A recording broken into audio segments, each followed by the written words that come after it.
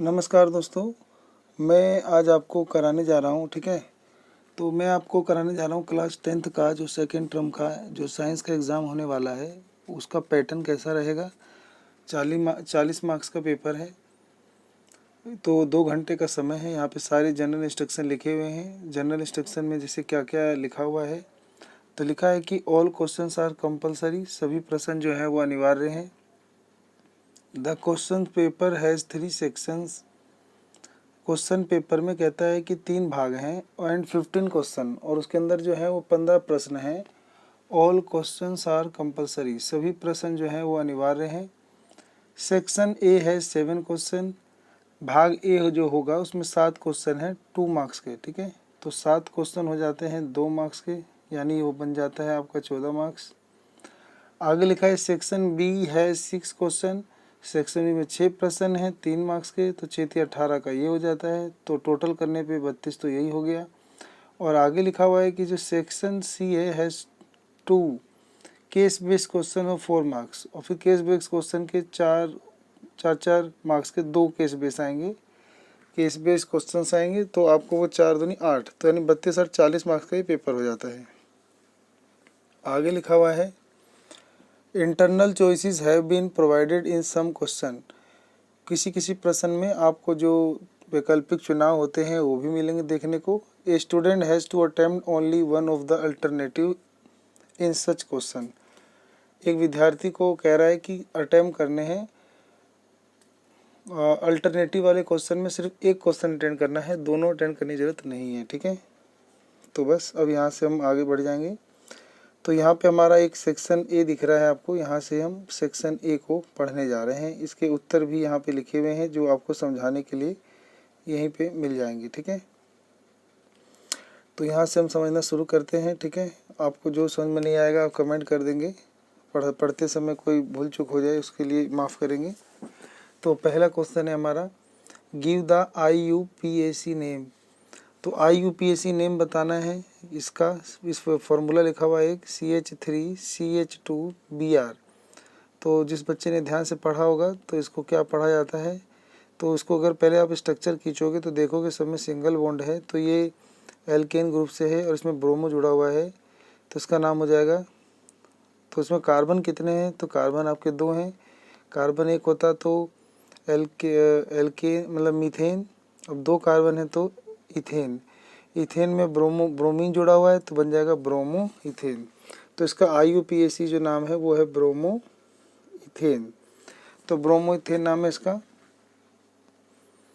IUPAC का जो full form है वो भी आपको पता होना चाहिए। ठीक है, तो आपको अगर पता है IUPAC का फुल फॉर्म तो आप अपने कॉपी में नोट कर लें, नहीं तो हमें कमेंट में इसका जवाब दें। ठीक है, अगला है, इसका भी फार्मूला बताना है आपको। एक कार्बन यहाँ है, 2 3 4 5 कार्बन है यहाँ पे। ठीक है, तो 5 और एक यहाँ पे भी है 6, तो 6 कार्बन है। यहाँ पे देखोगे आपके सिर्फ कार्बन और हाइड्रोजन से बनने वाला ही कंपाउंड है, और यहाँ पे 3 बॉन्ड लगा हुआ है। तो कार्बन कार्बन के में 1 बॉन्ड होता है तो एल्कीन, 2 बॉन्ड होते हैं तो एल्कीन, 3 बॉन्ड होते हैं तो एल्काइन। तो ये आपका जो 6 कार्बन होता है तो हेक्सेन, और हेक्सेन में आयन जोड़ देंगे तो इसका नाम हो जाएगा हेक्साइन। ठीक है, तो IUPAC जो नेम हो जाएगा इसका वो हो जाएगा हेक्साइन। अगला है कि account for the following, account for the following कहता है कि नीचे की पहचान करनी है। Elements of 17 group 17 are monovalent, कहता है कि जो 17वां समूह होता है उसके अंदर जो जितने भी एलिमेंट होते हैं वो सब मोनोवेलेंट होते हैं, यानी वो एक मतलब उनकी वैलेंसी या संयोजकता एक होती है। तो हाँ, एक होती है। तो लिखेंगे कि ग्रुप 70 के जो एलिमेंट्स होते हैं उनका इलेक्ट्रॉनिक कॉन्फ़िगरेशन यानी इलेक्ट्रॉनिक संरचना विन्यास जो है वो 2 8 7 होगा। पहले सेल में 2 इलेक्ट्रॉन होते हैं, फिर अगले में 8, फिर अगले में भी 8 ही होते हैं। तो लेकिन यहाँ पे 17वां है तो इसीलिए बाहरी एलिमेंट में 7 रहेंगे। तो इसके वैलेंस सेल इलेक्ट्रॉन में यानी बाहरी वाले जो सेल है उसके अंदर 7 इलेक्ट्रॉन है, और उसकी वैलेंसी 8 पूरा करने के लिए 7 में 1 कम है तो इसकी वैलेंसी 1 हो जाएगा। ठीक है, और इसके बाहरी सेल में 7 है तो इसका मतलब इसे एक ग्रहण करना होगा, तो ये आपका एक नॉन मेटल है, और आप इसका नाम जानते भी हैं कि 7वें नंबर पे क्लोरीन आता है। ठीक है, अगला प्रश्न है ऐसे ही कि elements of group 18 are called zero valent. कहता है कि जो एलिमेंट्स होते हैं 18वें समूह के उन्हें जीरो वैलेंट कहते हैं, यानी कि सोचकता जीरो होती है। तो इसके बारे में बताना है जीरो क्यों होती है। तो यहाँ पे से उत्तर हो जाएगा कि फॉर ग्रुप 18 जो 18वां समूह होता है इलेक्ट्रॉनिक कॉन्फ़िगरेशन 288 होगा और ये मोनोवेलेंट में लिखा हुआ है कि वैलेंस सेल इलेक्ट्रॉन 8, इसके जो बाहरी सेल में जो कोशिका होगी वो 8 होगी और इसकी वैलेंसी पहले से ही 8 के 8 भरे हुए हैं तो वैलेंसी 8 में से 8 के 0 ही होगी, तो इसे जीरो वैलेंट कहते हैं। सही है। अगला प्रश्न है कि राइट माने लिखना है फुल फॉर्म ऑफ डीएनए का फुल फॉर्म लिखना है, तो वो होता है डीऑक्सी राइबोन्यूक्लिक एसिड। ठीक है। अगला है कि why are variation essential for the species. कहता है जातियों के लिए जो विभिन्नताएं हैं वो जरूरी क्यों हैं। तो it important for the survival of species through evolution. कहता है विकास के लिए, जातियों के विकास के लिए और जीवित रहने के लिए ये महत्वपूर्ण है, वेरिएशन महत्वपूर्ण है। ठीक है। तो इसका महत्व जो है स्पीसीज के जैव विकास के लिए जरूरी है। ठीक है। इवोल्यूशन माने होता है जैव विकास और सर्वाइवल माने होता है जीवित रहने के लिए। तो जीवित रहने के लिए, जैव विकास के लिए ये जो वेरिएशन होती हैं, जो स्पीसीज में जाती हैं, जो डीएनए के अंदर जो जीन होते हैं वो वेरिएशन ले जाते हैं, तो ये ज़रूरी होता है स्पीसीज के लिए। ठीक है। तो यहाँ तक हमने देख लिया।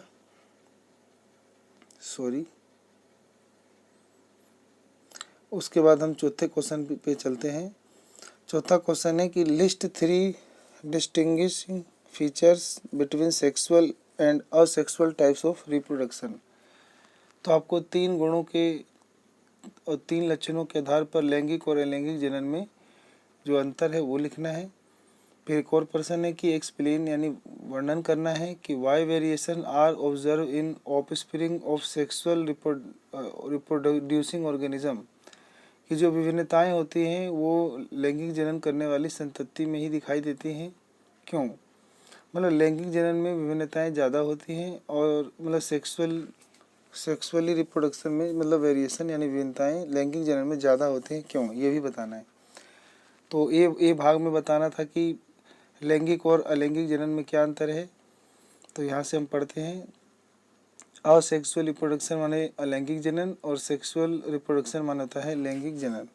तो पहला अंतर है कि असेक्सुअल रिप्रोडक्शन में पहला अंतर है कि ऑफस्प्रिंग माने होता है जो संतति होती है, संतान होती है, arise from a single individual parent. तो इसके अंदर जो संतति होती है वो एकल जीव या एक ही जनक से उत्पन्न हो जाती है।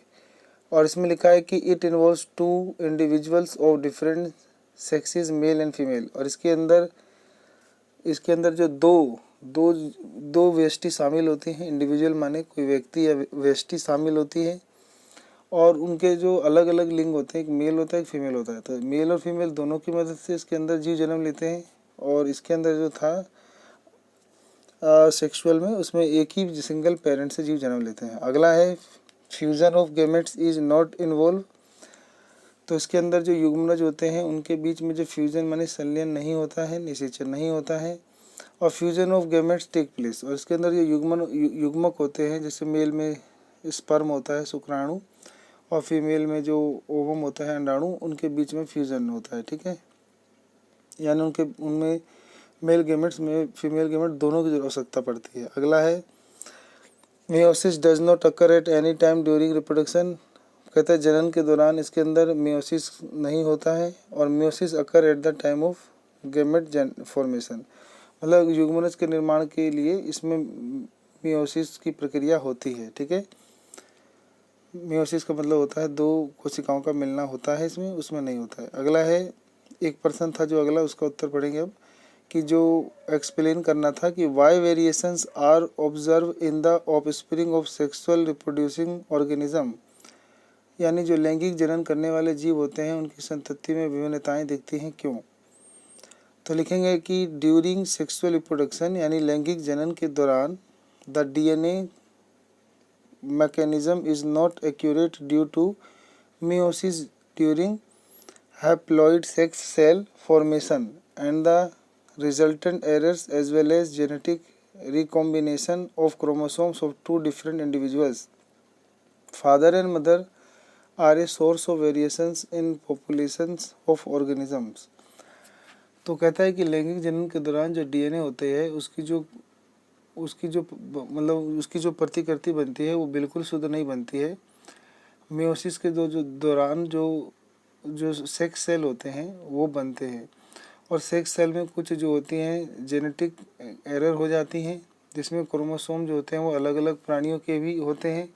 तो माता पिता दोनों की जो विभिन्नताएं होती हैं वो अगली पीढ़ी में जाती हैं, और इस वजह से जो संतति होती है वो विभिन्नता होती है, क्योंकि इसके जो पेरेंट्स हैं वो अलग अलग होते हैं और उनके अंदर जो जो डीएनए होते हैं वो बिल्कुल एक्यूरेट जीन नहीं भेजते हैं, उनमें प्रोटीन का अंतर होता है। इस वजह से जो वेरिएशंस जो होते हैं वो ज़्यादा दिखाई देते हैं लैंगिक जनन में। ठीक है,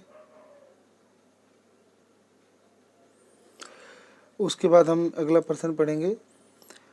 what are the function of testis in human male reproductive system, why are these located outside the abdominal cavity. तो बोलता है कि जो मनुष्य में जो नर जनन अंग है उसके अंदर जो टेस्टिस होते हैं वृषण, उसके क्या कार्य हैं। और ये कह रहा है कि ये जो एब्डोमिनल कैविटी होता है उदर गुहा, यानी उदर गुहा के बाहर, यानी ये शरीर से बाहर, उदर गुहा से बाहर यानी पेट के बाहर निचले हिस्से से बाहर की ओर स्थित क्यों होता है टेस्टिस। ठीक है, उत्तर जाएगा कि the function of testis are, जो वृषण के कार्य हैं वो है to produce male sex cell called sperms, और नंबर 2 पे लिखा है कि to produce the male sex sex hormone called testosterone. तो पहला टेस्टिस का कार्य होता है कि स्पर्म बनाना, मेल सेक्स सेल बनाना यानी स्पर्म, और दूसरा होता है कि ये जो सेक्स हार्मोन बनाता है जैसे टेस्टोस्टेरोन बनाता है। और the testosterone hormone brings about sexual secondary sex changes seen in the appearance of boys at the time of puberty. Puberty मतलब होता है किशोर अवस्था। किशोर अवस्था के दौरान जो लड़कों में द्विलैंगिक लक्षण होते हैं या गौण लैंगिक लक्षण होते हैं वो टेस्टोस्टेरोन हार्मोन के कारण होते हैं, जिसकी वजह से लड़कों में दाढ़ी मूंछ आती है और उनकी आवाज़ भारी हो जाती है और जो सीना होता है वो चौड़ा हो जाता है। ठीक है, तो ये सारा जो है टेस्टोस्टेरोन जो है जो कि सेक्स हार्मोन की वजह से होता है। ठीक है, उसके बाद हमने अभी तक पढ़ लिया है, आगे पढ़ते हैं इससे आगे। The testis are outside the abdominal cavity of the body. कहता है कि जो वृषण होता है वो शरीर के उदर गुहा के बाहर होता है। Because the sperm formation requires low temperature than the normal body temperature, क्योंकि जो शरीर में जो स्पर्म होता है उसके निर्माण के लिए जो बॉडी का टेम्परेचर होता है उससे कम टेम्परेचर चाहिए होता है। Being outside the abdominal cavity the temperature of scrotum is about 3 degree Celsius lower than the temperature inside the body. तो जो उदर गुहा के बाहर जो स्पर्म जो होता है वो जो स्कोट्रम में पाया जाता है, जो कि 3 डिग्री सेल्सियस जो होता है शरीर की तुलना में कम तापमान पर रह पाता है। इन दिस वे, इस तरीके से testis provide an optimum temperature for the formation of sperm. इसीलिए जो वृषण होता है वो शुक्राणु के उत्पादन के लिए उचित तापमान को ढूंढ पाता है और रह पाता है। ठीक है, उसके बाद देखते हैं और क्या सा प्रश्न था इसके अंदर, या फिर हम ऐसे कह रहे हैं ऐसे भी लिख सकते हैं। अच्छा, अगला प्रश्न है, sorry. In A bisexual flower in spite of young stamens being removed artificially the flower produce fruit, give reason। कहता है जो द्विलिंगी फूल होते हैं जिसमें पुकेसर स्त्रीकेसर स्टेमन पिस्टल दोनों होते हैं, तो अगर मान लो कि हमने स्टेमन यानी स्त्रीलिंग को वहाँ से हटा दिया है, आर्टिफिशियली मैंने कृत्रिम तौर पर हटा दिया है, तब भी उसके अंदर जो फ्लावर्स थे वो फ्रूट बना रहे हैं, क्या कारण है। तो आंसर हो जाता है कि even if the young stamens are remove, अगर हमने उनमें से स्टेमन्स को हटा भी दिया है, the pistil remains intact, so when cross pollination occur it leads to fertilization and hence formation of fruit take place. तो जो पर परागण की प्रक्रिया होती है, इसके कारण उसका निषेचन हो जाता है, दूसरे पौधों से हो जाता है, मतलब दूसरे पौधे के स्टेमन से इसका जो है फर्टिलाइजेशन हो जाता है, निषेचन हो जाता है, और ये जो है फल बना लेता है। ठीक है। अगला प्रश्न है कि स्टेट यानी बताना है कि व्हाट वुड हैपन यानी क्या होगा to the direction of rotation of a motor.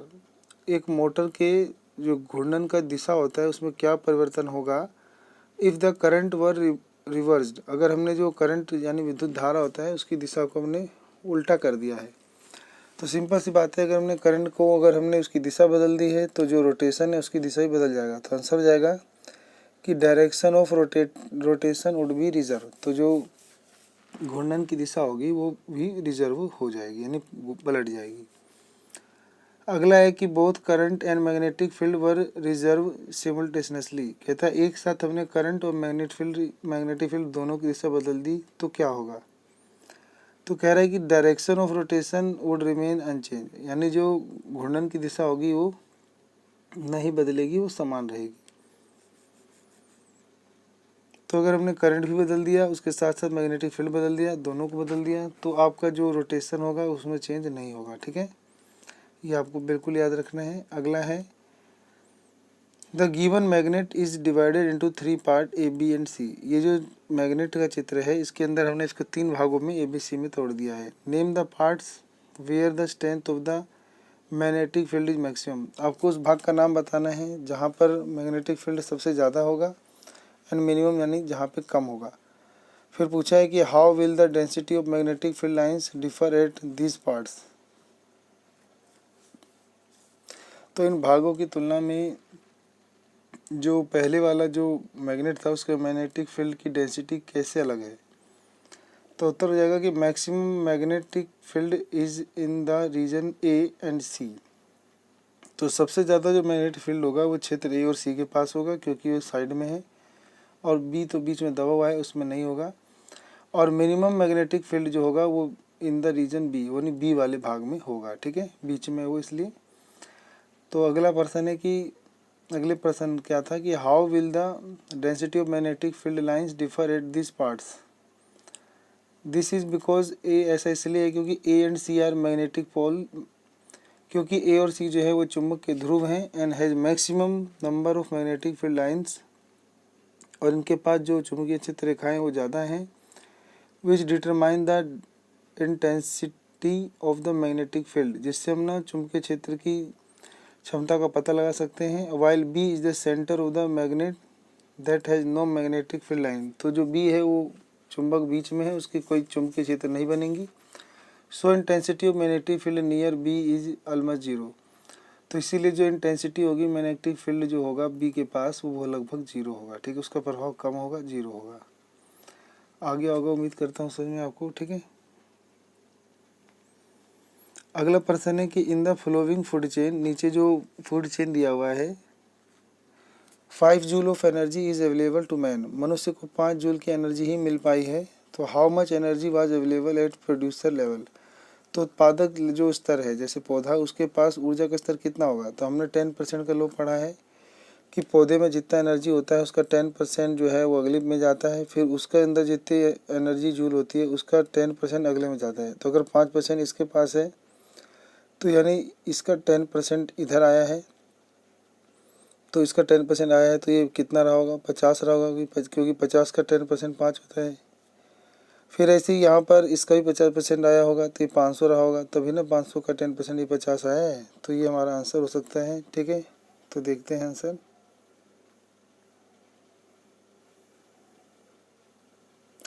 तो लिखा हुआ है कि पेपर में ऐसे लिखना है आपको उत्तर। ठीक है, तो लिखा है कि प्लांट शिप और मैन में कि energy available to man in the above food chain is 5 joule, कि जो ऊर्जा का स्तर मनुष्य में है वो इस भोजन जाल में खाद्य श्रृंखला में 5 जूल है। अकॉर्डिंग टू 10% लो और 10% के नियम के अनुसार energy available to sheep is 50 joule. तो एनर्जी जो उपलब्ध होगी भेड़ के पास वो 50 जूल होगी। और अगेन अकॉर्डिंग टू 10% लो और दोबारा 10% नियम से energy available to plants at produce level is 500 joule, और इसे 500 जूल उसके पास होगी अगले के पास। ठीक है, अगला है कि aquarium needs to be clean. Aquarium जो होते हैं यानी जल जीवशाला, कह रहे हैं उसे साफ करने की ज़रूरत होती है। Once in a while where is ponds and lake do not requires any cleaning explain. तो यानी जो जल जीवशाला होती है उसे तो हमें साफ़ करने की ज़रूरत होती है, जो कि नदी तालाब और झरने होते हैं इन्हें हमें तालाब साफ़ सफाई करने की ज़रूरत नहीं पड़ती, क्यों? तो बड़ा अजीब उत्तर है, तो पर्सन है मतलब बहुत अजीब। तो देखते हैं उत्तर। तो लिखा है aquarium needs to be clean. कहता है कि जो एक्वेरियम होते हैं इन्हें साफ़ सुथरा करने की ज़रूरत होती है।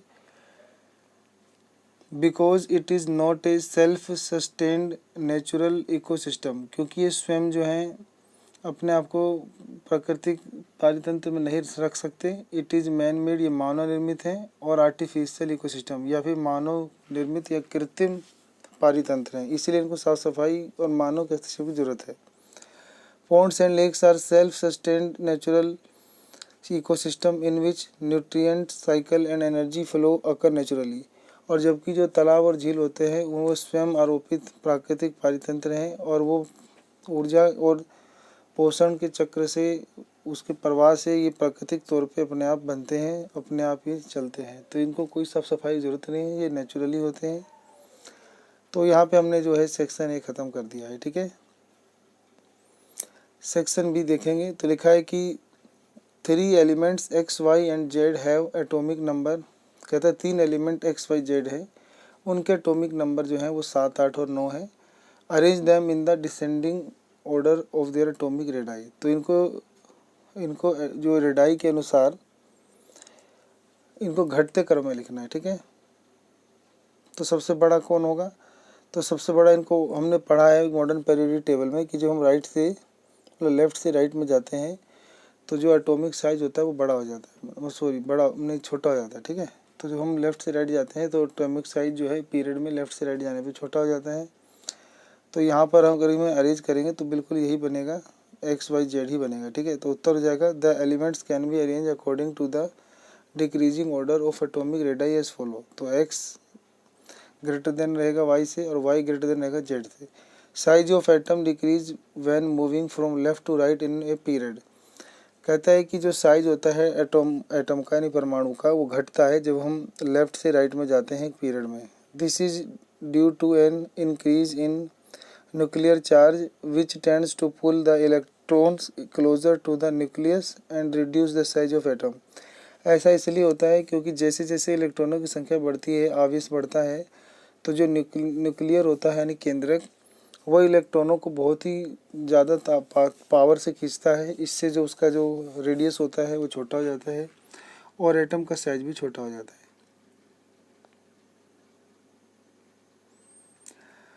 अब अगला प्रश्न देखेंगे। यहाँ पे अगला प्रश्न है which of the 3 is most electronegative I.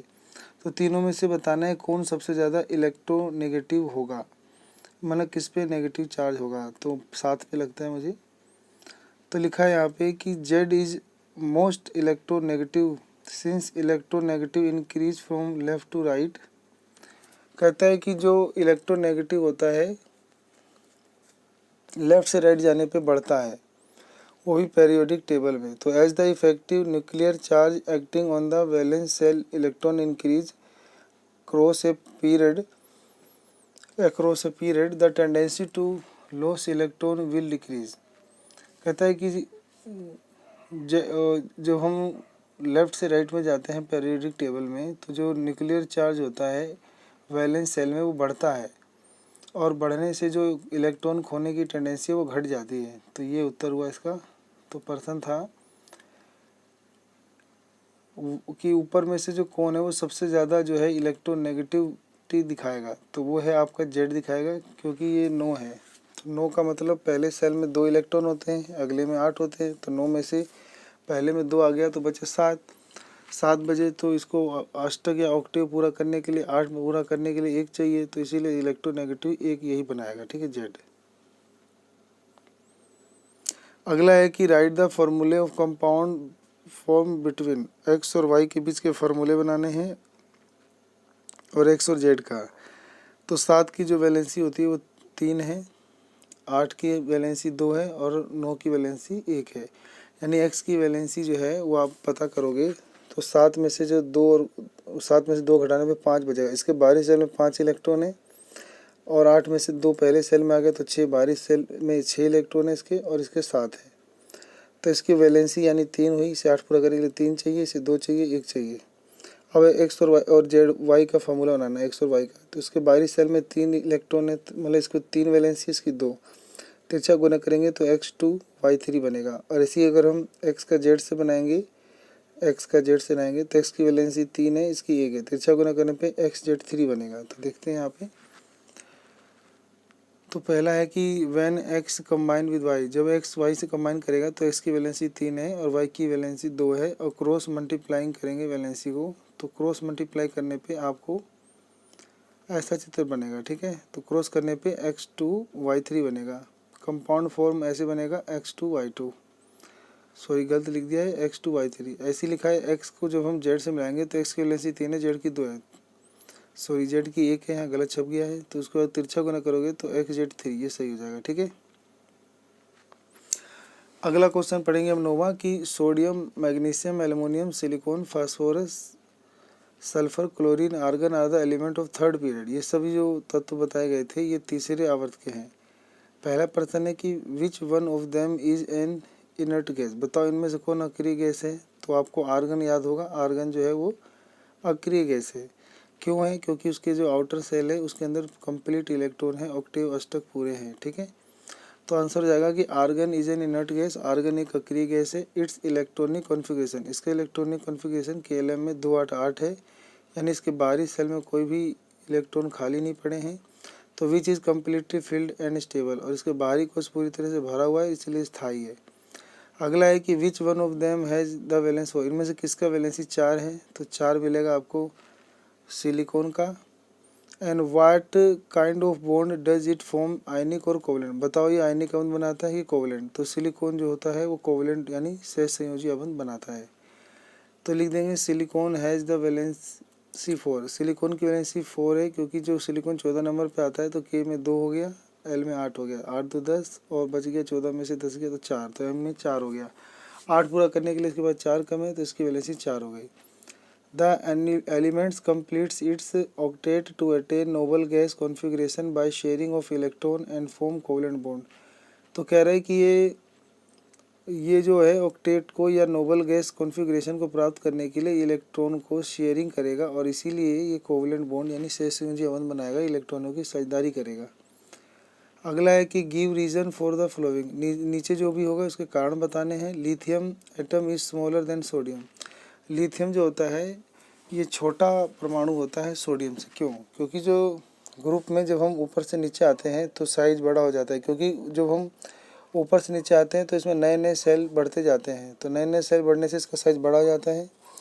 तो प्रश्न था कि लिथियम जो है वो सोडियम से छोटा क्यों है। तो आपका उत्तर हो जाता है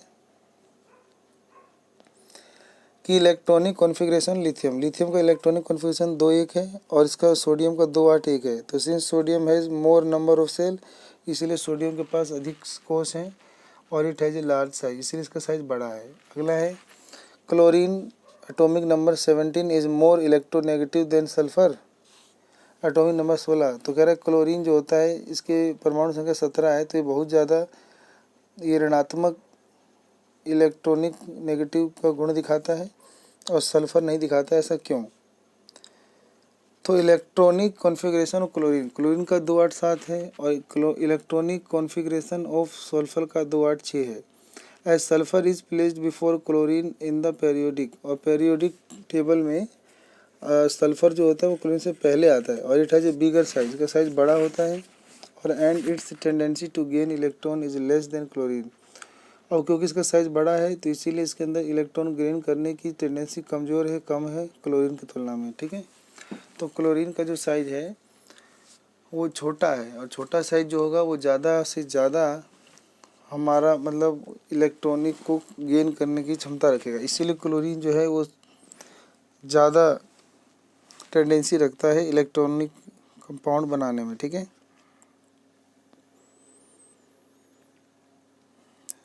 सॉरी,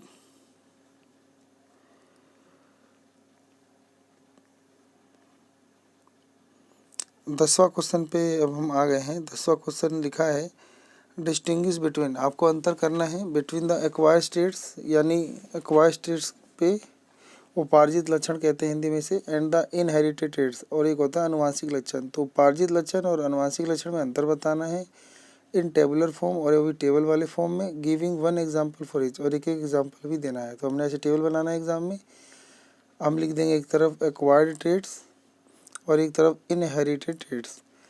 पहला लिख देंगे कि एक्वायर्ड ट्रेड्स क्या होते हैं, these are somatic variations and do not bring any change in DNA, यानी ये जो होते हैं ये सोमैटिक वेरिएशंस के होते हैं और ये डीएनए में बदलाव नहीं लाते हैं, और ये डीएनए बदलाव लाते हैं। दीज आर जेनेटिक्स वेरिएशन, ये जेनेटिक वेरिएशन है, और bring about changes in the DNA, और डीएनए में ये चेंजेस लाते हैं।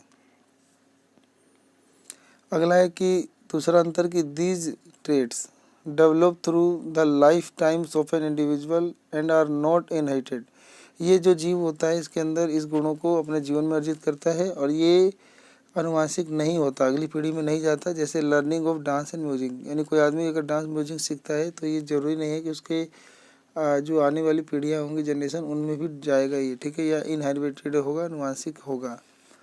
और आगे लिखा है कि this traits are transfer by one inherited from the parents to the offspring, और ये जो लक्षण होते हैं वो एक से दूसरे पीढ़ी में जाते हैं। एग्जाम्पल, आँखों का रंग, बालों का रंग, तो माता पिता के आँखों बालों का रंग जो होते हैं तो वो बच्चों में भी जाते हैं, तो ये आपके होते हैं इनहेरिटेड ट्रेड्स के कारण।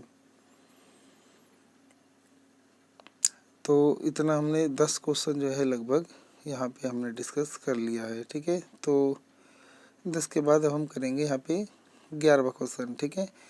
List the factor on which the resistance of a conductor in the shape of wire depends, कह रहा है list the factor on which the resistance of a conductor in the shape of wire depend, यानी कारक बताने हैं जिसपे किसी चालक का जो तार का प्रतिरोध है वो निर्भर करता है। तो आपने पढ़ा होगा कि लंबाई पर, मोटाई पर और टेम्परेचर पर निर्भर करता है। तो उत्तर हो जाएगा कि resistance of a conductor depend directly on its length, inversely proportional to the area of cross section and directly proportional to the temperature and it depend on the nature of the conductor. तो यहाँ 4 चीज़ें बताई हैं कि किसी भी चालक का जो प्रतिरोध होता है वो उसकी लंबाई से डायरेक्टली डिपेंड करता है। लंबाई ज़्यादा तो रेसिस्टिविटी ज़्यादा या रेसिस्टेंस ज़्यादा होगा, लंबाई कम रेसिस्टेंस कम होगा। और इन्वर्सली प्रोपोर्शनल होता है एरिया ऑफ क्रॉस सेक्शन के, यानी क्षेत्रफल की मोटाई, मतलब तार की मोटाई या अनुप्रस्थ काट के क्षेत्रफल का प्रतिरोध से, रेसिस्टेंस से इन्वर्सली प्रोपोर्शनल है, यानी ये एक दूसरे से विपरीत संबंध रखते हैं। तार की मोटाई जितनी अधिक होगी तो रेसिस्टेंस उतना कम होगा, अगर मोटाई कम होगी तो रेसिस्टेंस ज़्यादा होगा। और डायरेक्टली प्रोपोर्शनल होता है तापमान के, यानी टेम्परेचर के, और डायरेक्टली, और इसके अलावा डिपेंड करता है नेचर ऑफ का कंडक्टर, चालक की प्रकृति पे भी निर्भर करता है। अगला है why are the metals good conductor of electricity whereas glass is a bad conductor of electricity, give reason, बताइए क्या कारण है कि जो धातु होते हैं वो विद्युत के अच्छे चालक होते हैं और जबकि जो कांच होता है विद्युत का बुरा चालक होता है। क्या पीछे इसके पीछे क्या कारण है। तो मेटल है फ्री इलेक्ट्रॉन, धातु के पास फ्री इलेक्ट्रॉन्स होते हैं, विच कैन मूव, जो आसानी से गति कर सकते हैं, एंड कंडक्ट इलेक्ट्रिसिटी, और ऊर्जा को संचालित कर सकते हैं। Whereas glass does not have free electron, वही कांच के पास जो है फ्री इलेक्ट्रॉन नहीं होता है, and which can flow freely to the conduct electricity, और वो स्वतंत्र रूप से अपने में से करंट को मतलब बहने नहीं देता है, ठीक है। अगला है प्रश्न कि why are the alloy commonly use in electrical heating device, कहता है कि मिश्र धातुओं का जो प्रयोग होता है विद्युत उपकरणों को या विद्युत उष्मीय उपकरण, उष्मा वाले उपकरणों को बनाने में किया जाता है, क्यों। The resistivity of an alloy is generally higher than that of pure metal, जो विद्युत प्रतिरोधकता होती है किसी मिश्र धातु की उसकी शुद्ध धातु की तुलना में ज़्यादा होती है।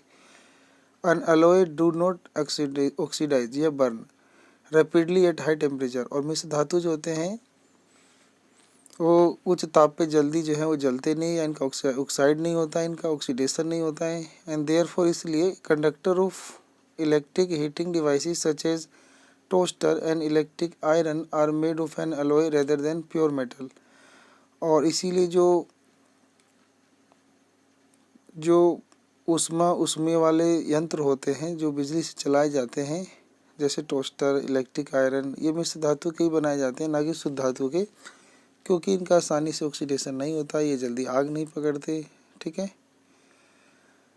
12वां क्वेश्चन हो जाता है यहाँ पे कि आंसर द फ्लोइंग क्वेश्चन, आपको निम्नलिखित प्रश्नों के उत्तर देने हैं। What is the direction of magnetic field lines outside A bar magnet. कहता है कि एक जो छड़ चुंबक होता है, इसके जो बाहर जो चुंबकीय क्षेत्र रेखाएं होती हैं, उनकी डायरेक्शन क्या होती है। तो आपने पढ़ा है नॉर्थ से साउथ होती है, तो इसका उत्तर हो जाएगा north pole to south pole होती है। और वही अगर अंदर पूछ लिया होता तो साउथ से नॉर्थ होती है। अगला है कि the magnetic field lines in a given region are getting crowded, what does it indicate. कह रहा है एक दिए हुए क्षेत्र में मतलब चुंबकीय क्षेत्र रेखाएं अगर बहुत ही पास पास हैं तो इससे क्या सूचित होता है। इससे सूचित होता है कि जो स्ट्रेंथ है वो ज़्यादा है मैग्नेट की। तो आंसर हो जाएगा the strength of magnetic field is higher in this region, यानी इस क्षेत्र में जो चुंबकीय क्षेत्र की पावर है वो ज़्यादा है। अगला प्रश्न है यहाँ पे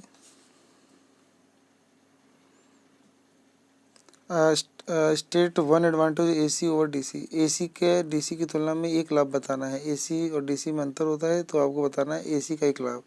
AC voltage can be stopped up and transmitted over long distance without much loss of energy। जो AC वोल्टेज होता है इसको हम जब चाहे बंद भी कर सकते हैं और इसको हम एक जगह से दूसरी जगह बिना ऊर्जा को नुकसान पहुंचाए ट्रांसफ़र भी कर सकते हैं, तो इसका ये लाभ है। ठीक है।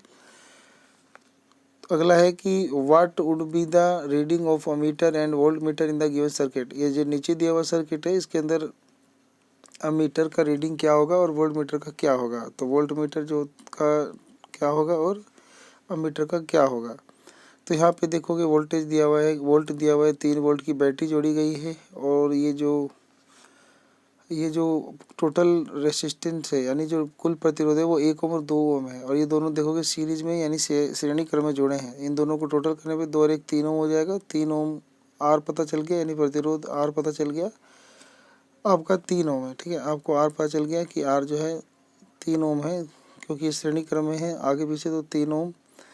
और इसका वोल्टेज यानी पोटेंशियल डिफरेंस विभवांतर दिया हुआ है 3 वोल्ट। तो हम बस आई निकालना चाहते हैं। पहले मान लो आई का फॉर्मूला V/R होता है, तो हम बस 3 से भाग दे देंगे तो 1 एम्पियर, तो यानी अमीटर का मान आ जाएगा 1 एम्पियर। अब पूछा है कि इसके अंदर कितना मान होगा, तो इसके अंदर पता करने के लिए हमें अभी पता चल गया कि करंट इसमें 1 एम्पियर बह रहा है, तो V पता करने का फॉर्मूला होता है IR। तो I मतलब करंट को यानी 1 को गुना कर देंगे रेसिस्टेंस माने 2 ओम से, तो इसका आ जाएगा 2 वोल्ट। तो यानी इसका जो मान होगा वो 2 वोल्ट होगा। ठीक है। तो वोल्ट मीटर 2 वोल्ट बताएगा। उत्तर ये रहा आपका। तो अमीटर की रीडिंग 1 आएगी और वोल्ट मीटर की रीडिंग 2 आएगी। आप इस उत्तर को पढ़ सकते हैं आराम से। R1 1 ओम का था, R2 2 ओम का था। The resistance are connected in the series, और दोनों प्रतिरोध श्रेणी क्रम में जुड़े हैं। And has the equivalence resistance is given.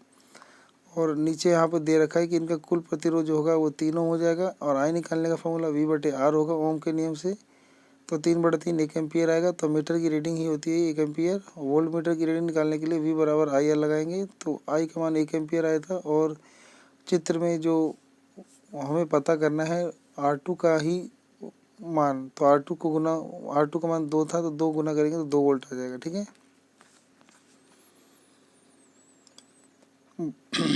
कहता है कि यू हैव बीन सेलेक्टेड, आपको चुना गया है, talk on ozone layer and it's protection in school assembly. तो आपको ओजोन परत क्या होता है और इससे बचने के उपाय, ये सब आपको स्कूल में बताने हैं, सुबह सुबह की स्कूल की सभा में, वो भी एनवायरनमेंट डे पे बताना है। तो आपको पहले प्रश्न का उत्तर देना है कि why should ozone layer be protect to save the environment. Ozone परत जो होता है हमारे पृथ्वी के पर्यावरण की रक्षा कैसे करता है। फिर दूसरा है कि list any 2 ways that you will stress in your talk to bring the in awarenesses among your fellow friends that would also help in protection of ozone layer as well as environment. तो कह रहे 2 तरीके से आपको बताना है कि तुम जो लोगों में जागरूकता, अपने मित्रों में जागरूकता फैलाओगे, तो उसके लिए ओजोन परत के बारे में और पर्यावरण के बारे में अपने दोस्तों को कौन से 2 तरीके से आप समझाओगे और बताओगे। तो ओजोन लेयर के बारे पहला प्रश्न का उत्तर देंगे कि ओजोन परत जो होता है हमारी पृथ्वी की रक्षा कैसे करती है, कैसे करनी चाहिए। तो ozone layer helps in shielding the earth from the harmful ultraviolet radiations come from sun. तो जो ओजोन परत होता है हमारी पृथ्वी पे आने वाली हानिकारक पराबैंगनी किरणों से हमारी रक्षा करता है। If ozone layer gets depleted, अगर ये परत हट जाए तो ultraviolet ray and directly reach the earth surface, तो ये सीधा पृथ्वी की सतह पर आ जाएंगी and drastically affect the life of earth, पृथ्वी के ऊपर जीवन को बहुत ज़्यादा प्रभावित करेगी, उन्हें विनाश करेगी। अगला प्रश्न का उत्तर है, प्रश्न था आपका कि list any 2 way that you would stress in your talk to bring in awareness amongst your fellow friends that would also help in protection of ozone layer as well as the environment। तो लिखेंगे कि पहला उपाय है कि stop the realization of chlorofluorocarbon, हम chlorofluorocarbon के उत्पादन को रोकेंगे। Reduce the usage of air conditioner, और हम एसी का प्रयोग, एयर कंडीशनर का प्रयोग कम से कम करेंगे। इस 2 उपाय को हम अपना के ओजोन परत को होने वाली हानि को रोक सकते हैं। और तीसरा उपाय लिखा है कि removing the pollutant nitrogen monoxide, मतलब वायुमंडल में जो नाइट्रोजन मोनोऑक्साइड है इसको हम यहाँ से हटाएंगे। ठीक है, तो ये भी याद रखना है आपको। ठीक है, नाइट्रोजन मोनोऑक्साइड। तो हमारा सेक्शन सी है जिसमें केस बेस्ड स्टडी होता है। ठीक है, वीडियो काफ़ी लंबी बन गई है, उम्मीद करता हूँ आप समझ पा रहे होंगे हमारा कही हुई बातों को।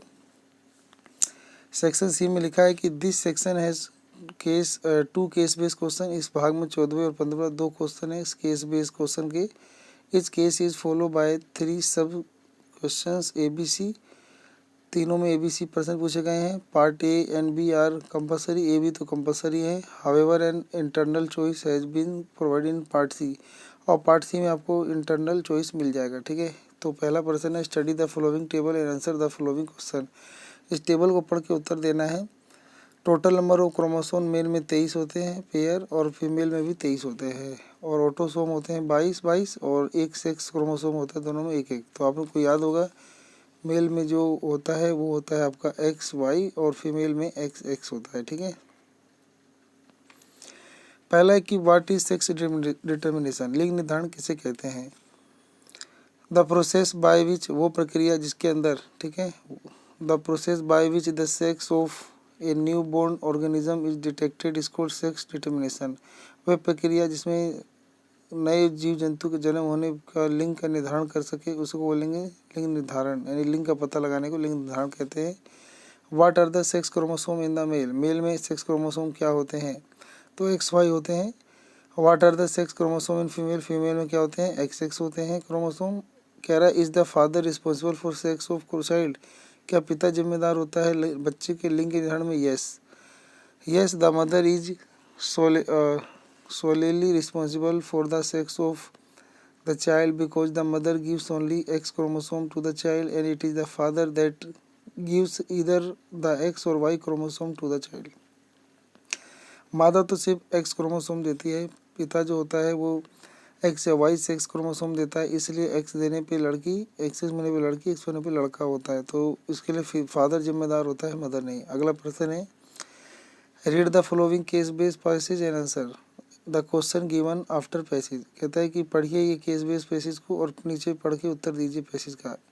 ए रूम हैज़ 2 ट्यूबलाइट्स, एक रूम में 2 ट्यूबलाइट हैं, एक फ़ैन है, एक टीवी है। हर ट्यूबलाइट जो है वो 40 वोल्ट लेता है, पंखा 80 वोल्ट लेता है, टीवी 60 वोल्ट लेता है।